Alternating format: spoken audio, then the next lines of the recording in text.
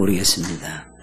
우리가 믿음으로 살아가는 것을 기뻐하지 않고 좋아하지 않는 마귀가 우리를 그냥 내버려 두지 않기에 저와 여러분들은 끊임없이 시험을 당하게 됩니다. 그런데 아쉽게도 대부분의 그리스도인들은 이 시험에 맞설 준비를 전혀 하지 않은 상태에서 신앙생활을 하고 있다는 것입니다.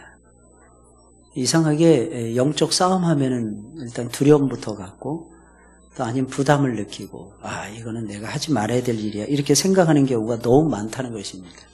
그러다 보니 자연히 시험을 이기기보다는 시험에 집니다. 지는 경우가 훨씬 더 많아요. 지피 지기면 100점 100승이라 그랬어요. 적을 알고 나를 알면은 100번 싸워도 100번 다 이긴다 그랬습니다. 근데 적도 모르고 나를 몰라요. 내가 누구하고 싸워야 되는지도 모릅니다. 그러면 과연 이길 수 있을까요? 이길 수 없습니다. 그러나 예수님은 이기셨어요. 히브리서 4장 15절의 말씀을 이렇게 말합니다. 우리에게 있는 대제사장은 예수님이죠. 우리를 위해서 십자가에서 친히 제물이 되시면서 자신을 하나님 앞에 자신의 생명을 드리면서 대제사를 드렸던 분이 대제사장이신 예수님이십니다. 모든 일에 우리와 똑같이 시험을 받으시니로되.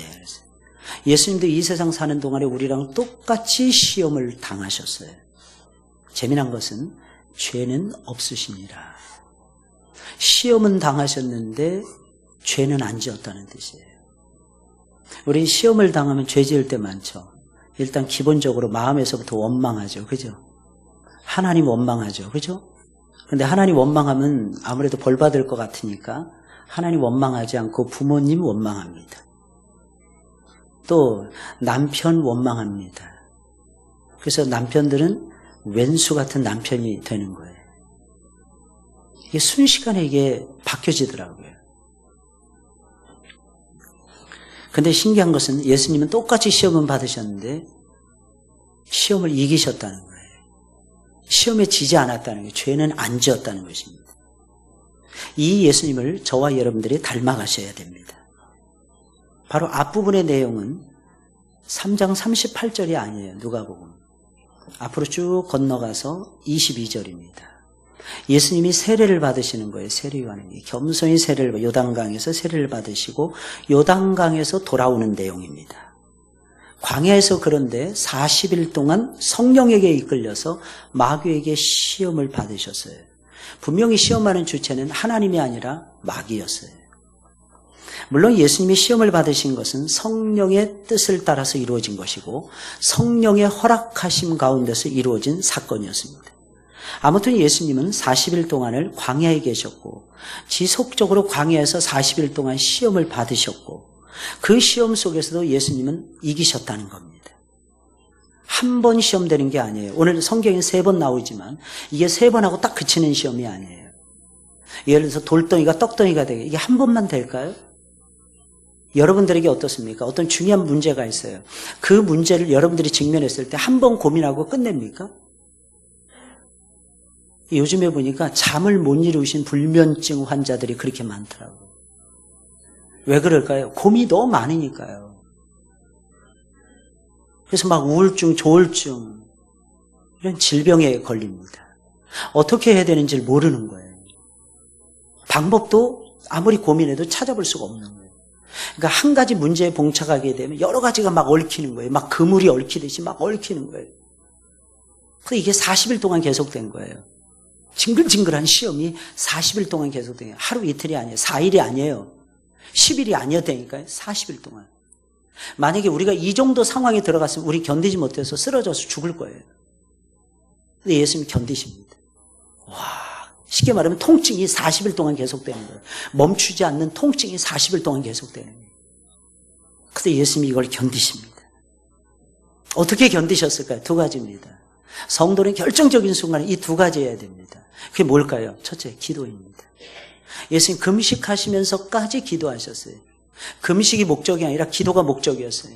기도하고 싶으셔서 금식하신 거예요. 그러니까 금식하셨다는 얘기는 예수님이 기도하셨다는 거예요. 기도를 멈추지 않았다는 거예요. 밤과 낮으로 멈추지 않았다는 거예요. 밤에는 막 늑대들이 왔다 갔다 하고 사자들이 으르렁대는 곰들이 왔다 갔다 하는 그 광야에서 예수님이 혼자서 금식하시면서 견디시는 거예요. 야곱은 밧단아람으로 떠날 때에 너무 힘든 거예요. 베델에 딱 정착했을 때 루스라는 땅에 이르렀을 때 돌을 베게 하고 잠을 청했는데 얼마나 깊은 잠에 빠졌으면, 얼마나 긴장을 하다가 고민하다가 나가 떨어졌으면 하나님이 그의 꿈에 다 등장하실 정도였어요. 근데 그것도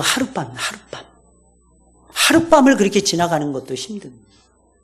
근데 무려 예수님께서는 40일 동안, 근데 예수님은 어떻게 이기냐? 기도로 이기셨어요. 두 번째 뭘로 이기셨을까요? 오늘 말씀 가라사대, 강력한 말씀으로 마귀의 강력한 시험을 이겨내신 거예요. 이러한 사실은 우리에게 다음과 같은 교훈 3가지를 줍니다. 첫째, 시험은 절대로 부정적인 면만 있지 않다는 거예요. 여러분, 시험에 빠지고 시련에 빠지고 힘들어요? 안 힘들어요? 잘 모르시겠어요? 힘들어요? 안 힘들어요? 말로 할 수 없을 정도로 힘들죠. 무지막지하게 힘듭니다. 그래서 사람들은 시련을 오는 것을 싫어하고 시험 만나는 것을 굉장히 싫어합니다. 그런데 예수님께서는 우리에게 이걸 주셨어요. 이걸 통해서 하나님이 주시고자 하는 목적이 뭡니까? 영적 성장이에요. 영적 성숙을 도모하는 거예요. 예수님도 이 과정을 지나가면서 인간의 마음을 헤아리시는 거예요. 예수님이 원래 사람을 지으셨기 때문에 우리의 마음을 다 헤아리십니다. 근데 이 시험 과정에서 사람의 마음을 더 많이 헤아리시기 시작하는 거예요. 두 번째, 예수님 안에 있는 우리들은 능히 시험을 이길 수 있다는 것입니다. 예수님이 이기셨어요. 예수님이 공생애를 시작하는 시점에서 시험을 받으셨고 그 시험을 이기셨어요. 그러면 우리들도 이기게 되어 있잖아요. 왜? 예수님이 이기셨잖아요. 우리는 예수님 안에 있잖아요. 세 번째, 그렇지만 우리는 우리의 힘으로는 절대로 이길 수 없고 오직 성령의 도우심 가운데서만 이길 수 있다는 거예요. 그리고 놀라운 사실은 이 성령의 도우심은 어떻게 나타난다? 말씀과 기도로 나타난다. 성령의 도우심의 역사는 말씀 없이는 안 나타나요. 기도 없이는 안 나타나요. 여러분 좀 힘드십니까? 아니, 심지어는 힘들면요, 기도하는 것조차도 힘들어요. 그럼 기도하는 것조차도 힘들면 기도를 놔야 될까요? 아니죠. 오히려 더 성경 읽으셔야죠. 처음엔 성경이 눈에 안 들어올 것입니다. 근데 성경 읽으면 읽을수록 성경이 송이꿀처럼 달게 느껴질 거예요. 왜? 그 말씀은 성령께서 지으신 말씀이기 때문에. 성령은 하나님의 깊은 속을 통달하세요. 성령께서는 우리의 깊은 속 마음까지 다 아십니다. 이게 같이 접촉되는 것이 하나님의 말씀이에요. 그래서 말씀 속으로 들어가면 하나님의 생각을 알게 되고 우리를 향하신 하나님의 마음을 깨닫게 되는 거예요. 그러면 여러분들은 살아나는 축복을 받게 되는 거예요. 예수님이 받으신 첫 번째 시험이 무엇입니까? 돌들로 떡이 되게 하라는 시험이었어요. 3절 말씀이에요. 우리 다 같이 읽어볼까요? 시작. 마귀가 가로되 내가 만일 하나님의 아들이거든 이 돌들에게 명하여 떡덩이가 되게 하라. 단서를 딱 붙입니다. 마귀가. 무슨 단서예요? 내가 만일 하나님의 아들이거든. 여러분, 마귀는 누구를 시험한다? 하나님의 아들을 시험해요. 여러분, 전도를 하는데 많은 사람들이 우리 교회 너무 좋아요. 그런데 다른 교회 다니는 사람을 막 끄집어 드리려고 막 애렸습니다. 그 사람은 마귀인 거예요. 왠지 아십니까? 마귀는 항상 하나님의 사람들에게만 관심이 있습니다. 여러분, 이단인지 정상적인 정통 교회인지 알 수 있는 방법이 무엇입니까? 그것은 굉장히 간단해요. 이단들은 항상 하나님의 사람들에게 집중해요. 하나라도 끌어가서 지옥 백성 되게 하려고. 근데 너무 신기한 건 오늘날의 대형 교회들이 대부분 다 그렇게 세워지고 있다는 겁니다. 그래서 대형 교회가 무너질 때는 걷잡을 수 없어요. 걷잡을 수 없어요. 여러분, 무조건 큰 게 좋은 게 아니에요. 덩치 크고 크면 무조건 좋을 것 같죠? 아닙니다. 여러분. 그거 유지하는 게 더 힘들어요. 건물도 마찬가지입니다. 사람도 마찬가지입니다. 예수님은 40일 동안이나 금식하셨어요. 몹시 굶주렸어요. 그때 마귀는 파고든 거예요. 예수님의 연약함을 파고드는 거예요. 여러분들이 삶의 어떤 고난에 직면했을 때 마귀는 여지없이 그 틈바구니를 파고듭니다.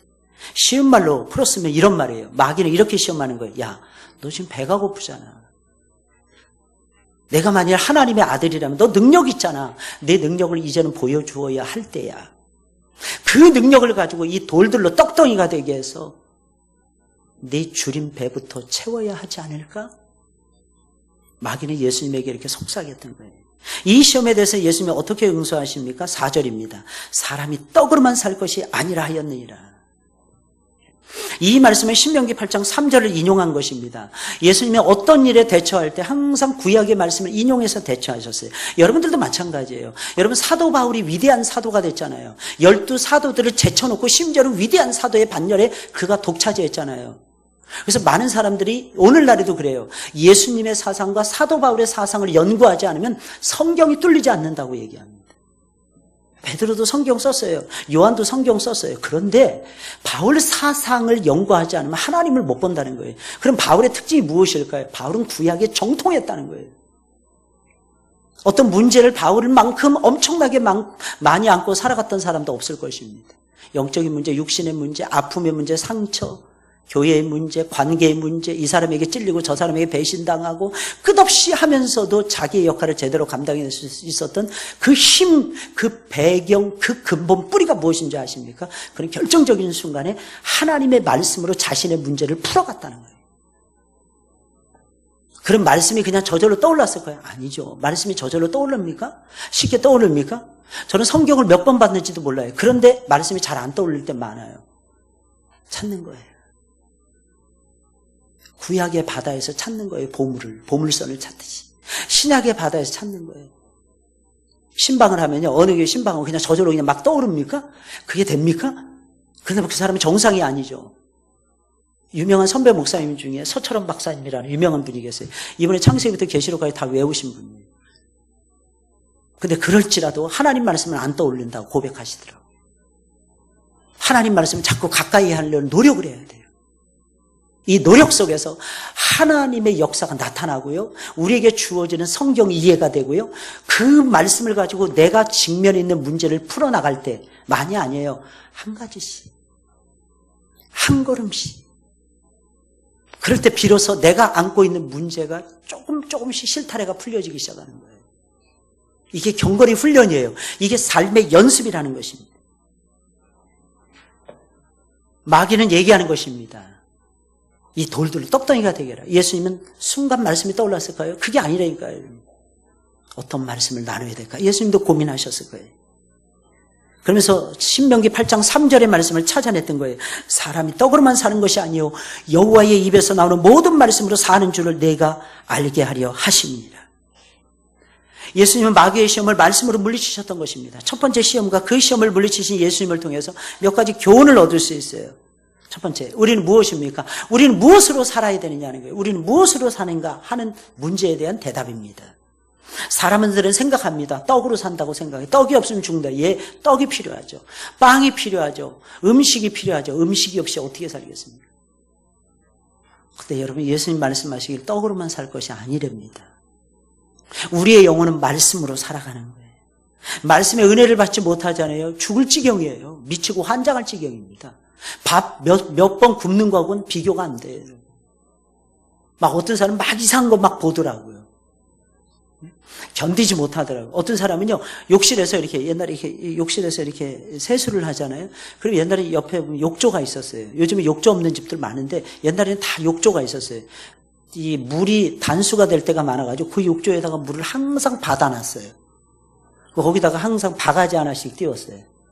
바가지를 딱 띄웠어요. 근데 어떤 분은 이렇게 세수를 딱 하는데 바가지가 뺑뺑뺑뺑뺑뺑 막 돌더랍니다. 경험해 보셨나요? 바가지가 돌았을까요? 안 돌았을까요? 바가지가 도는 거예요. 근데 신기한 건요, 자기만 그런 경험하면 괜찮은데 이제 10대인 딸도 똑같이 바가지가 뺑뺑뺑 도는 거예요. 말씀의 은혜라는 것이 얼마나 소중한지 여러분들 잘 모르실 거예요. 정상적인 걸 정상적으로 보게 하고 비정상적인 걸 비정상적으로 보게 할 수 있는 것이 하나님의 말씀입니다. 교회를 갑니다. 이 모녀가. 왜 이제 왔어? 실제로 음성이 들리는 거예요. 새벽 예배 때 고요히 들리는 음성. 왜 이제 왔어? 왠지 아십니까? 하나님의 말씀의 은혜를 너무 오랫동안 안 받고 사니까. 그 영혼의 주인이 예수님이 아니니까. 귀신이 장난질하는 거예요. 마귀가 장난질하는 거예요. 그때는 말씀으로 돌아가셔야 돼요. 우리는 말씀으로 삽니다.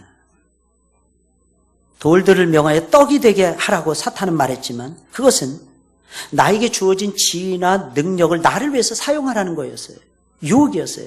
나의 지위, 나의 능력 누가 준 겁니까? 하나님이 주신 거예요. 나를 위해서 쓰라고 주신 것이 아니에요. 첫째는 하나님을 위해서 쓰라고 주신 거고, 두 번째는 내가 사랑하는 이웃들을 위해서 쓰라고 주신 거예요. 근데 나를 위해서 쓰려고만 했어요. 내 힘이니까, 내 지식이니까, 내 지혜니까. 이렇게 사용한다는 것은 부정을 저지르는 거예요. 불법을 저지르는 것입니다. 부정과 불법에 연관되어 있는 것입니다. 오래 못 갑니다. 오래 가더라도 언젠가는 망해요. 결국 마귀는 이 세상은 부정하고 불법적이더라도 내 지위나 능력을 사용해서 나를 위해서 최대한 사용하면서 나를 위해서 살라는 것입니다. 이렇게 유혹을 하고 있는 거예요.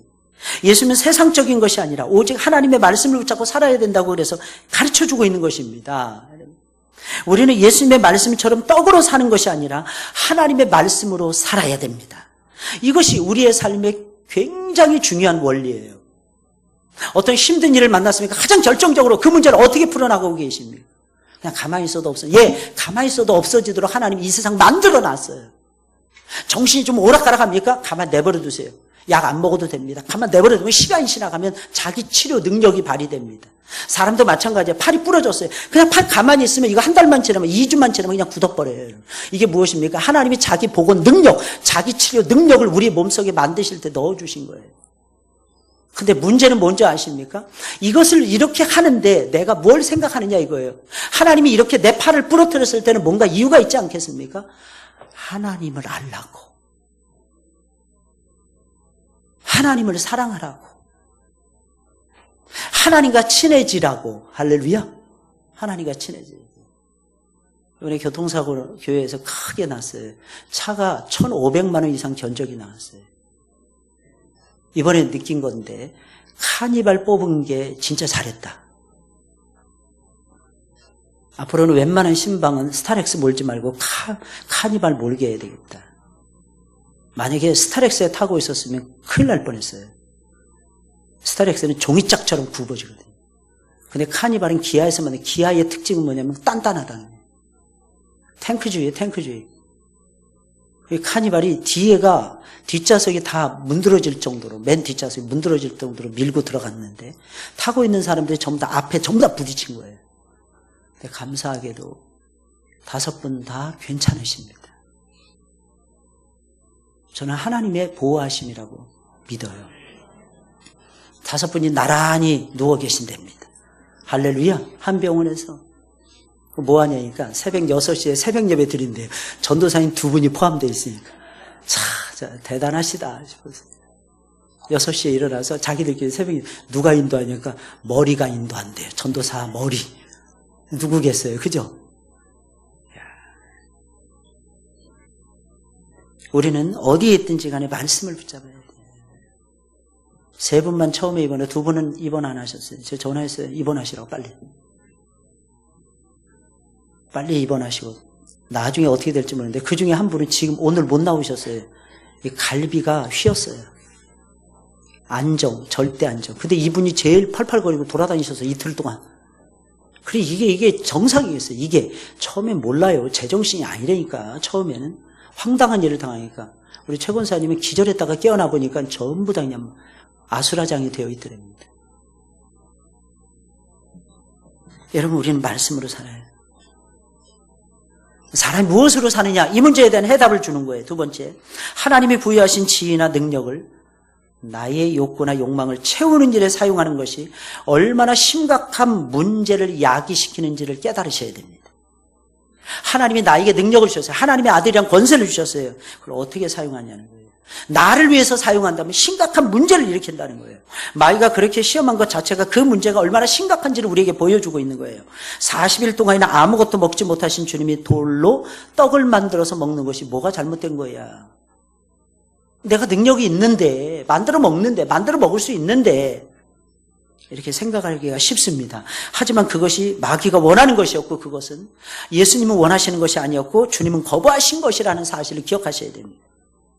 많은 사람들이 별다른 문제의식 없이 이 세상을 살아갑니다. 어떻게 살아가냐? 내가 가진 지위나 능력을 오직 나 자신을 위해서만 사용을 합니다.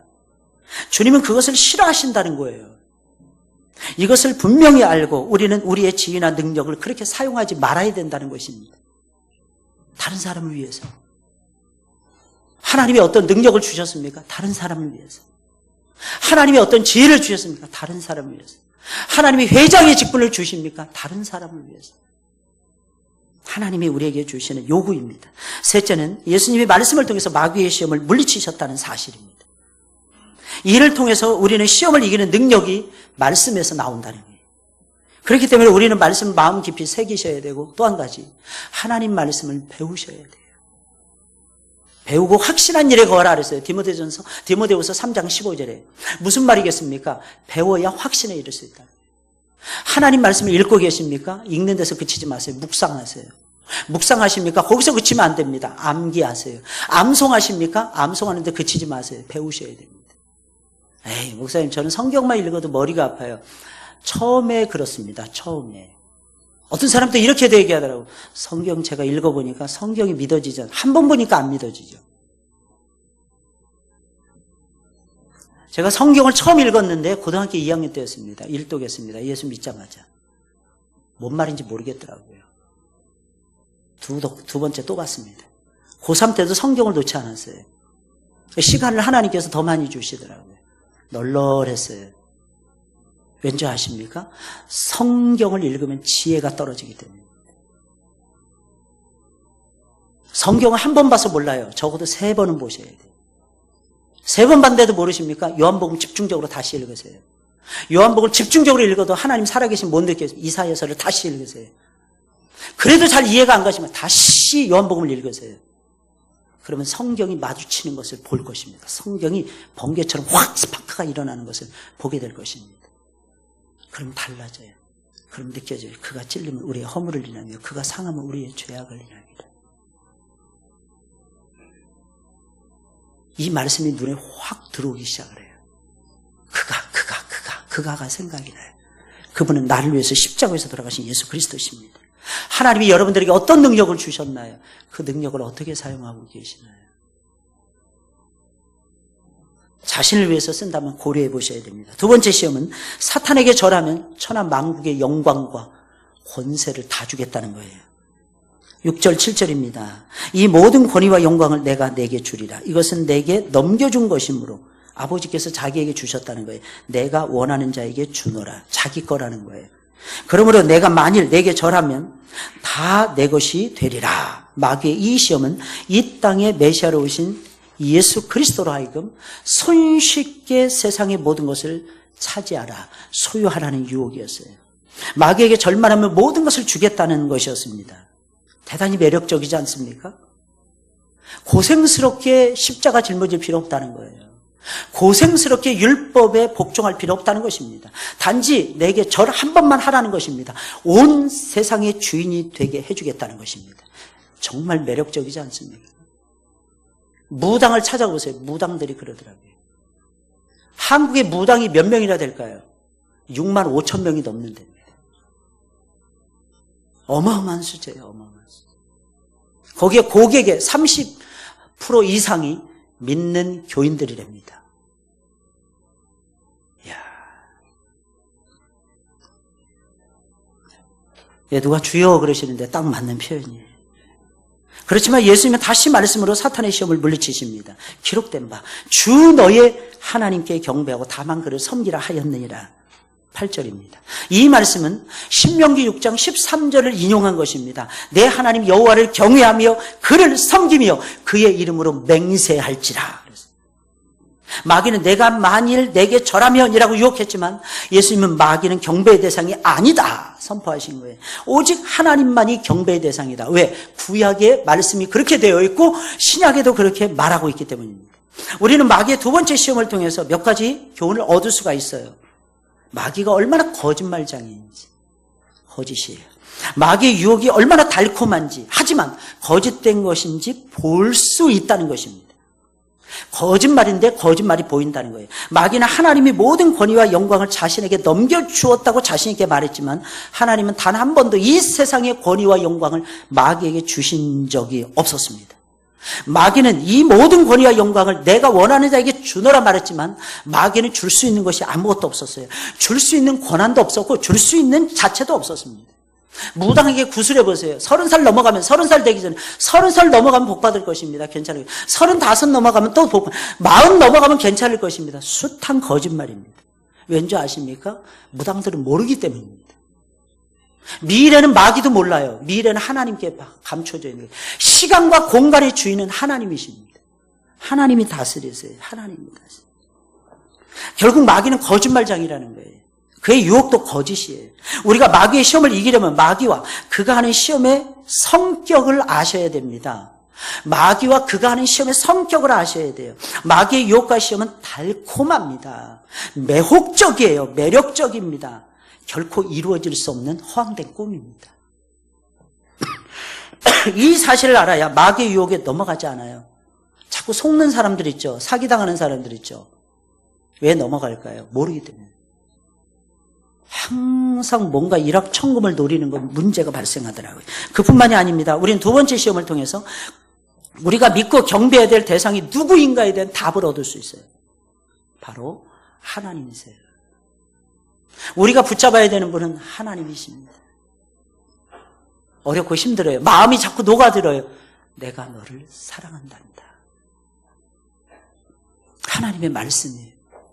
야, 내가 너를 불 가운데 지날지라도 사르지 못하게 하고 물이 너를 침몰치 못하게 할 거야. 내가 너를 나의 찬송을 부르게 하기 위해서 내가 너를 지었고 내가 너를 만들었단다. 내가 지금도 너를 지킨다. 여호와는 나를 지키시는 분이다. 낮에 해가 상치 못하게 하고 밤의 달도 해치 못하게 하신다는 결정적인 순간에 우리를 지켜주시는 위대하시고 위대하신 하나님이십니다. 우리는 때로는 갈 바를 알지 못할 때가 있죠. 갈 곳도 모르죠. 잠자리도 없죠. 그러나 기억하셔야 돼요. 내가 누울 자리는 하나님이 예비해 놓으세요. 동기 목사님이 중국에서 사역하다 추방당해서 왔어요. 갈 곳이 없는 거예요.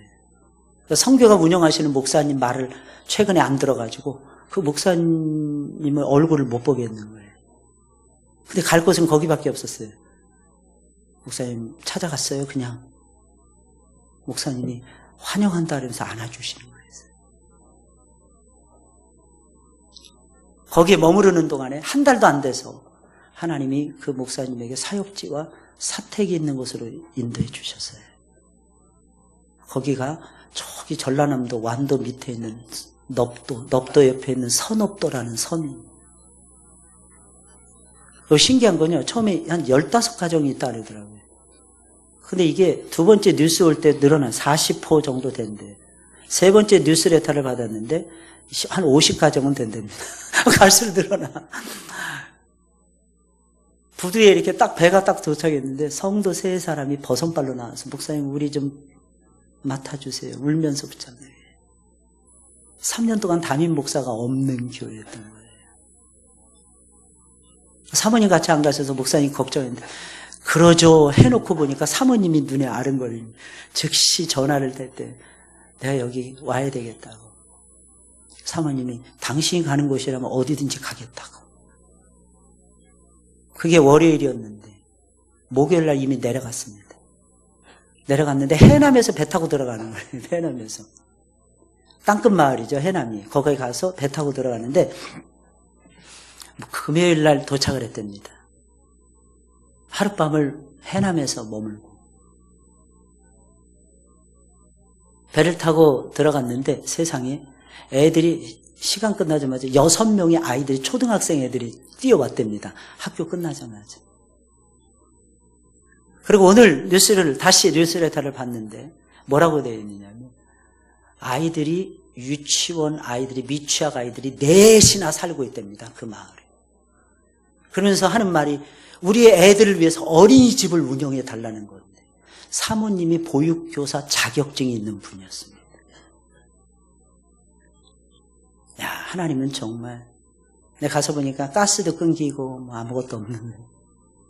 전기만 다행히 들어와서 전기 꽂고 청소하고 아무것도 없는 3년 이상 비어둔 집이니 흉가나 다름없죠. 그래서 제가 그랬어요. 박 목사 행복해? 목사님 엄청 행복해. 그렇게 좋아? 신혼기분 나 신혼기분. 사진을 딱 찍어서 보내줬는데 고기 사진을 딱 있는데 가운데가 전복으로 도배를 했더라고.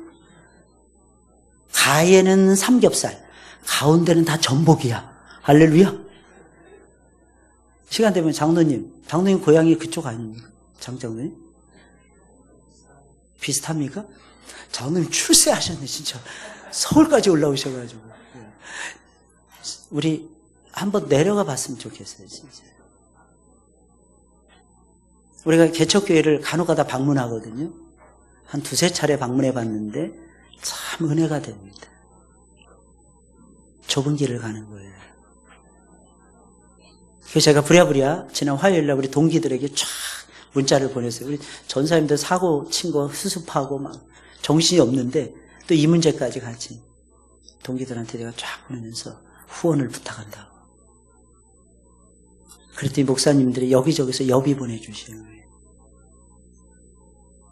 가는 길이 외롭지 않도록. 저와 여러분들이 사는 이유는 하나님 때문에 삽니다. 마귀는 우리를 어쩔 수 없이 지옥으로 끌고 가요. 마귀는 절대로 자신을 믿고 따르는 자들에게 좋은 거 못 줍니다. 그러나 하나님은 좋은 거 주십니다. 환난 중에도 좋은 것 주세요. 궁핍한 중에도 좋은 것 주십니다.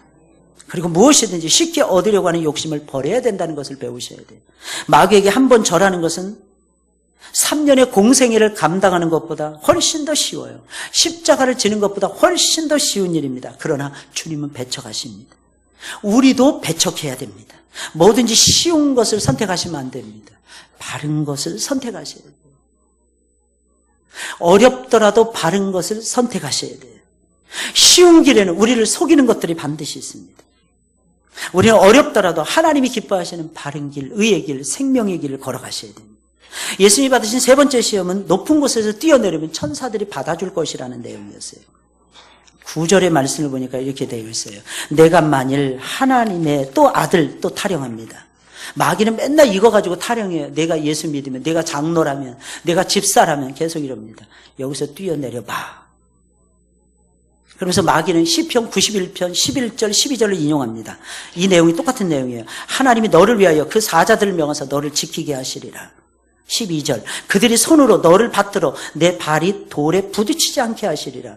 이 3번째 시험은 성경 구절을 교묘하게 인용해서 예수님을 시험하는 거예요. 예수님은 어떻게 시험합니까? 하나님의 능력과 은혜를 테스트하라는 유혹이었어요. 하나님의 능력과 은혜는 항상 있습니다. 근데 무모하게 믿어서는 안 돼요. 머리 써가면서 믿으셔야 돼요. 고민하면서 믿으셔야 됩니다. 어느 한 가지 선하고 아름다운 걸 얻기까지 얼마나 많이 울어야 되는지 몰라요. 쉽게 얻은 것은 쉽게 날아가 버리기 때문입니다.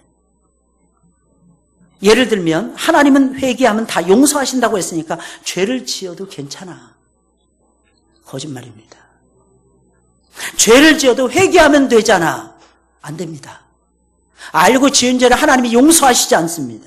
하나님은 은혜로운 분이시니까 내 마음대로 살아도 이해해 주실 거야. 이해 못 하십니다. 하나님을 아는 자는 하나님이 원하시는 대로 살아야 이해해 주십니다. 그렇게 하지 않는다면 은혜로운 하나님이 아니실 거야. 예, 하나님은 그때는 은혜를 들이대는 것이 아니라 공의로움을 들이대십니다. 작은 믿음만 있어서 산을 옮긴다고 하니까 믿음으로만 나가면 뭐든지 다 잘 될 거야. 아닙니다. 턱도 없는 소리 하지 마세요. 고민해야 됩니다. 밤잠도 이루지 못해야 됩니다. 힘든 시간도 보내셔야 됩니다. 나는 교회 왔는데 왜 이렇게 시험거리가 많아야 돼요. 왠지 아십니까? 그만큼 복도 많이 주실 것이기 때문입니다. 시험거리가 없는 곳에는 복이 없어요. 시험거리가 많아야 천사가 역사하는 거예요, 여러분. 시험거리가 많아야 하나님께서 역사하신다고 하는 사실입니다. 그 유혹에 대해서 예수님이 이렇게 말씀하십니다. 12절입니다. 주 너의 하나님을 시험하지 말라 하셨느니라. 하나님을 함부로 시험하지 말라는 거예요. 이것도 신명기 6장 16절의 말씀을 인용한 것입니다. 예수님이 전부 다 응수한 것은 전부 다 말씀에서 들이댄 거예요. 말씀에서 다 인용한 거예요. 너희가 마사에서 시험한 것 같이 너희 하나님 여호와를 시험하지 말라. 그랬어요. 이 말씀대로 하나님을 시험하지 말아야 됩니다. 그러면 하나님은 어떻게 됩니까? 겸손하게 섬기셔야 되고 하나님을 의지한 상태에서 살아가셔야 됩니다. 하나님 시험하지 마세요. 이것이 주님이 가르쳐주신 비법입니다. 삶의 놀라운 비법입니다. 이 마음을 가져야 시험을 이겨요. 예수님 마침내 3가지 시험을 모두 이겨내셨어요. 그 후에 마귀는 어떻게 했습니까? 마귀가 물러갑니다. 근데 마귀는 얼마 동안만 물러갔어요. 13절 다 같이 읽어볼까요? 시작. 모든 시험을 다한 후에 얼마 동안 떠나니라. 마귀는 40일을 금식한 후에 지칠 대로 지친 예수님에게 3가지 치명적인 유혹을 가지고 건드렸지만 예수님은 그 모든 시험을 다 이겨내셨어요. 그랬더니 마귀가 예수님을 떠나는 것이었어요. 근데 그것도 한동안이었어요. 얼마 동안이었어요. 마귀는 그 후로도 예수님을 집요하게 괴롭힙니다. 호시탐탐 기회를 노리고 있었고 예수님의 십자가의 죽음의 사건 속에서도 그의 배후가 되었어요. 배후에 마귀가 있었어요. 이것은 우리의 삶에도 역시 마찬가지입니다. 우리가 정말 정신 똑바로 차리고요. 말씀으로 마귀의 시험을 물리치면 마귀는 얼마 동안 우리를 떠나갈 것입니다. 그러나 그 다음에 또 찾아올 것입니다. 하나님이 우리에게 주시는 영광은 계속 지속되는 것은 아니니까요. 우리가 시험을 이겨도 마귀는 잠이 쉬우면 또다시 공격해 올 것입니다. 그러므로 우리는 어떻게 해야 됩니까? 베드로전서 5장 8절에 근신하고 깨어 있어야 됩니다. 근신하고 깨어 있어야 되고 무엇보다 여러분 중요한 결정을 할 때는 근신하고 깨어 있는 상태에서 중요한 결정하셔야 됩니다. 시험은 평생에 걸쳐서 우리를 찾아온다는 사실을 기억하시고 항상 시험을 이기시고 승리하시기를 예수님의 이름으로 축원을 드립니다. 시험을 너무 무섭게만 생각할 필요는 전혀 없어요. 여러분 귀신 무서워하는 사람들 많잖아요. 귀신 뭐 때문에 무서워합니까? 귀신은 우리에게 절대로 해코지 직접적으로 못합니다. 어떤 센 언니는 보니까 가수 출신인데 와 무섭더라고. 귀신이 나타난 거예요. 네가 어디서 하고 머리채를 흔들었다는 거예요. 이야 진짜 대단한 것 같아요. 여러분 그렇게 하시기를 주의 이름으로 축원을 드립니다. 큰일 났어. 어떻게 귀신이 나타났어 내 꿈. 오늘 어떻게 나 집 밖에 나가지 말아야 될 것 같아. 안 나가서 집 안에서 다쳐요. 하나님의 뜻이라면. 뭘 이렇게 두려워? 물 조심해. 어렸을 때 그랬어요. 저희 어머니가 물가에 가지 마. 야 꿈자리가 사납다. 물가에 가서 수영하고 막 그랬는데 깊은 제 키 이상 되는 곳에 수영하고 잠수하고 올라가도 안 죽더라고. 하나님은 지키세요. 두려워하지 마세요. 두려워하니까 더 어려워요. 사고 처리 막 하는데 목요일날 눈이 엄청 내렸잖아요. 저도 집에 올라가는데 이게 언덕이라서 이게 미끄러운 거예요. 벽에 딱 부딪히기 막 왼쪽으로 막 쓸려가는 거예요, 차가. 근데 놀라운 사실은요. 제가 그걸 때문에 옆에 우리 딸이 타고 있었고 집사람이 타고 있었는데 의아하다는 표정을 지어요. 왠지 아십니까? 제가 하나도 놀라지 않았기 때문입니다. 제 심장이 하나도 평소 똑같았어요. 그냥 쭉 브레이크 잡고 쭉 갔어요. 멈추겠지 이렇게 믿었어요. 10cm 남겨두고 멈추더라고요. 여러분 말씀이 역사하면 두려움이 사라집니다. 하나님 말씀의 세계 속으로 들어가셔야 돼요. 기도하면 무서움이 사라집니다. 두려우십니까? 두려워하지 마세요. 내가 너와 함께함이니라 그러잖아요. 무서우십니까? 떨지 마세요, 제발.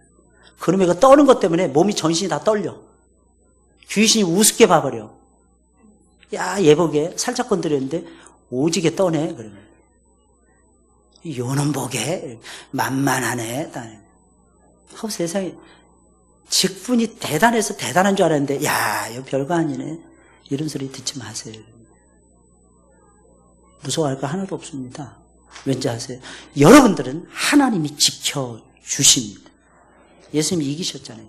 시험과 맞서 싸우세요. 질병과 맞서 싸우세요. 환난과 맞서 싸우세요. 여러분들은 맞서기만 하면 됩니다. 사실은 싸우시는 분은 우리 대장 예수님이세요. 예수님이시라니까요. 제가 아는 선교사님이 계세요. 말기암 판정을 받았습니다. 병원에 누워있는 거예요. 소망이 없다는 거예요. 어느 날 말씀을 보고 기도하다가 침상에서 나를 다시 부르시는 하나님.